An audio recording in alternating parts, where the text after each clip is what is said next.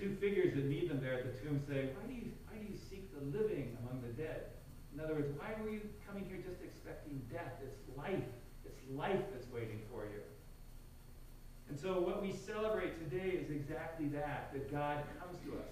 God comes to us in those places where we think it's so final, that life has been robbed from us. The small deaths and the big deaths. God comes to us and brings life back. A friend of mine was telling me the other day about two friends of his, two brothers who were both in their 40s, who when they were both in their 40s, got into a fight with each other. There was some sort of big argument, and it got quite bitter, actually. And they were so mad at each other, they just stopped talking. They just refused to talk to each other. They refused to go and see each other, period. And that went on for 10 years. For 10 years, they did not talk to each other. Both of them, in conversations with their friends, said that they really would like to start talking with their brother again, if they could. But both of them, in their conversations with their friends, said that the other brother was so mean and stubborn that it just wasn't even worth trying. And then just a few summers back, the two brothers, without realizing it, both booked themselves vacations in Finland. Their parents were from Finland, was the home country, but neither of them had been there before themselves, so they both decided they wanted to go to Finland. So without realizing, they both flew at the very same time to Finland. And so it was that on a particular Wednesday morning, visiting a vegetable market in downtown Helsinki, they came around a corner by the cabbage produce and came face to face, and it took them at least a minute to realize they actually were standing looking at their brother.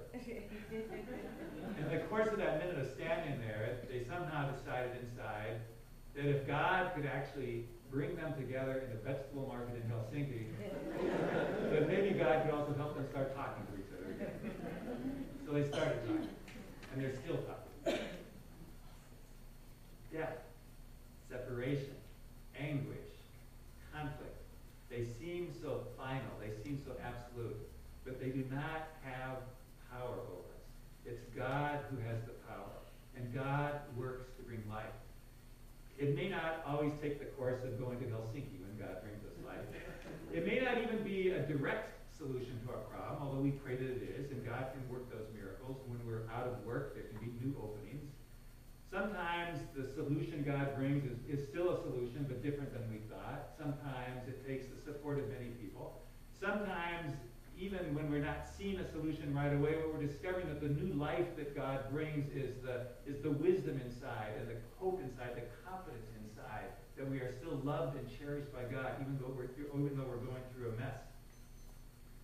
I remember talking with a Lutheran woman pastor from the African country of Zaire at a conference a few years back. She was a woman who grew up in one of the villages of Zaire. She was able to get an education actually at schools provided by the Lutheran Church there. She graduated from school, from college, went to seminary, and became one of the first women pastors in Africa in the Lutheran Church, which is a story of new life all by itself. But in the conference, she was talking about all the significant problems facing Africa with the economy and so forth. Someone asked her, "Are you optimistic about Africa these days?" And she thought for a moment and she said, "The problems indeed are overwhelming, so I'm not going to use the word optimistic. That seems almost to be too shallow and too easy a word." She says, "What I am is I am insistently hopeful. I insist on hoping because I see God working among us. I see God bringing us together. I see ways in which people are opening up and possibilities are opening up. And so no matter how great the problems are, they are not final. I am insistently hopeful that God is at work to bring life." And so we come here today. We are invited today to be insistently hopeful because we have seen the power of God in Christ to bring life. And we are insistently hopeful that God will also bring that to us. And finally, and certainly not the least, even when we face the big death, even when we face death with the capital D, we live as people of hope. Even with death that seems so final and so complete, we live as people who know that hope, that life is still there for us. That death is not final. Life is still there for us. God comes to work miracles. Many of you know the hymn that we have in our hymn book that we sing often, I was there to hear your warning cry. It's the hymn of a parent singing to a child. And then we realize it's really God singing to us as we go through the different stages of our life. And so it starts out with birth and baptism. The opening verse says, I was there to hear your warning cry. I'll be there when you are old. I rejoiced the day you were baptized to see your life unfold. And then the rest of the verses go as the child gets older and as they meet someone to share their life with.